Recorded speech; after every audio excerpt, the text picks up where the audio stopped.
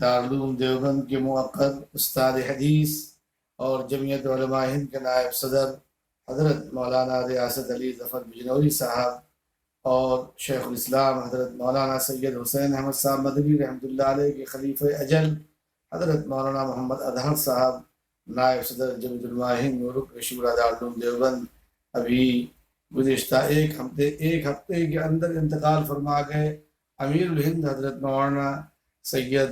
قاری محمد عثمان صاحب منصور پوری صدر جمعیت علماء ہند کی ہدایت پر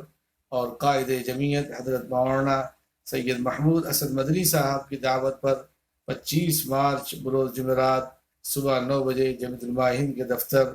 ITO مسجد النبی میں ایک تعزیتی اجلاس رکھا گیا ہے۔ آپ حضرات سے درخواست ہے کہ آپ خود اور اپنے